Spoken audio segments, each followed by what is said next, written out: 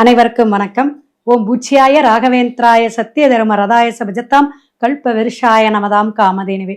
ஸ்ரீ ராகவேந்திரருடைய பொற்பாதம் தொட்டு வணங்கி குரு வாழ்க, குருவே துணை, வாழ்க வளமுடன். நெட்சன் டிவி நேயர்கள் அனைவருக்குமே வாழ்த்துக்களும் நன்றியும் சொல்லணும். ஏன்னா எல்லாருமே ஒரு அன்பா பண்பா பேசுறது, நான் நிறைய விஷயங்கள் சொல்றீங்க மேடம் அப்படின்னு நிறைய ஃபீட்பேக் கொடுத்துட்டு இருக்கீங்க, ஆதரவு கொடுத்துட்டு இருக்கீங்க. நல் வாழ்த்துக்கள்ங்க. இப்போ ஆவணி மாதத்துடைய தமிழ் மாதத்துடைய சிறப்புகளை நம்ம இந்த வீடியோவில் பார்க்க போகிறோம். ஒவ்வொரு ராசிக்காரர்களுக்கும் என்னென்ன பலாபலன், அதோட பரிகாரமும் சொல்கிறேங்க. இப்போ முகூர்த்த மாதமாக, சிறப்பான மாதமாக ஆவணி மாதத்தை நம்ம எடுத்துக்கிறோம். இப்போ 4 முகூர்த்தங்கள் மட்டும்தான் இந்த மாதத்தில் நம்ம வரக்கூடிய அமைப்பு உண்டு. இப்போ கரிநாள், அதே போல் வளர்பிறையில் வரக்கூடிய அமாவாசை, பௌர்ணமி, அதில் வர பிரதமை திதி, செவ்வாய்க்கிழமை, சனிக்கிழமை, கிழமையில் ஒரு 2-3 நாள் போயிடும்.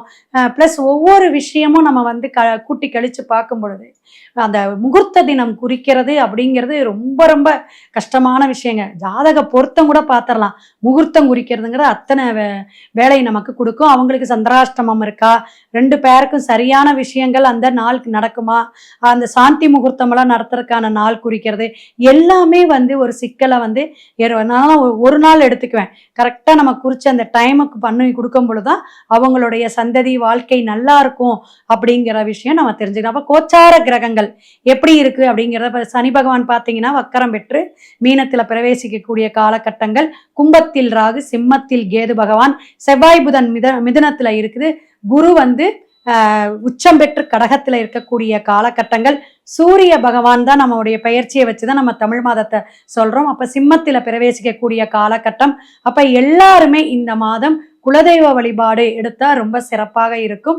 அவசியம் மேற்கொண்டு இருக்கக்கூடிய சந்தேகம் ஃபோன் பண்ணி கால் பண்ணி நீங்க புக் பண்ணிக்கோங்க. துலாம் ராசி நேயர்களே வாழ்த்துக்கள். ஆவணி மாதம் அற்புதமான மாதமாக இருக்கு. துலாம் ராசிக்கு 7ஆம் இடம் அப்படின்னு சொல்ல சுக்கிரனே உங்களுடைய இடம் தான்பா அப்படிங்கிற மாதிரி லாட்ரி யோகம், அதே போல இதெல்லாம் வரும் உங்களுக்கு. ஷேர் மார்க்கெட்டிங் அப்படிங்கிற விஷயங்கள்லாம் இந்த மாசம் கைகூடக்கூடிய விஷயமா இருக்கும். கணவன் மனைவி ஒற்றுமையை கொடுக்கும். புதுமண தம்பதியர்களா நல்ல ஒரு தனி குடித்தனம் போகணும் அப்படின்னா ஆவணி மாதம் வளர்பிறை நல்ல நாளா பார்த்து போகணும். இந்த குடித்தனம் போறதுக்கு கண்டிப்பா ஒவ்வொரு மாசம் இப்போ ஒரு 6 மாசம் நல்லா இருக்குங்க. 6 மாசம் சரியா இருக்காது.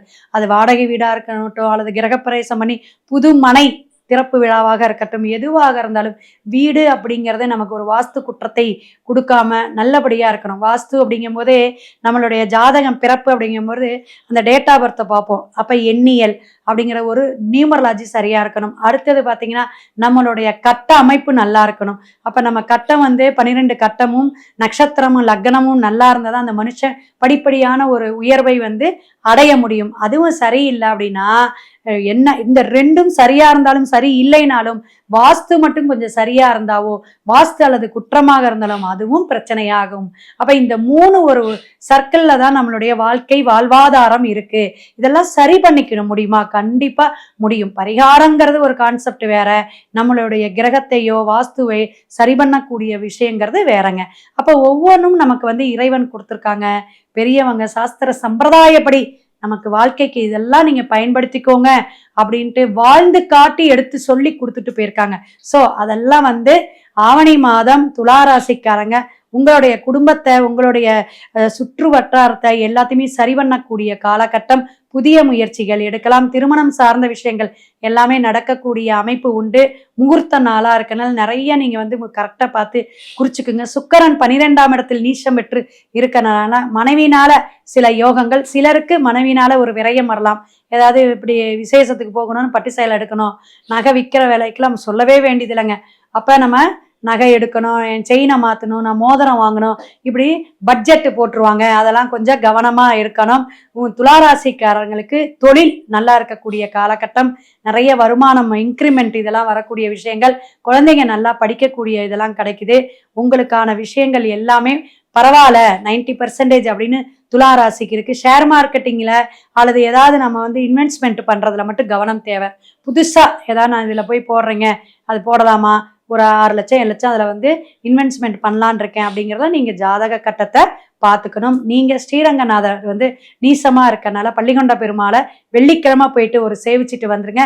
ராகுவுடைய அமைப்பு உங்களுக்கு நல்லா இருக்கு அப்படின்னா நாகமாதா சர்பத்தை வழிபாடு எடுக்கிறது, புற்றுமாரியம்மன் வழிபாடு எடுக்கலாம். ஆவணி மாதம் அற்புதமான மாதமாக இருக்குது. சிவாய நம. திருச்சிற்றம்பலம்.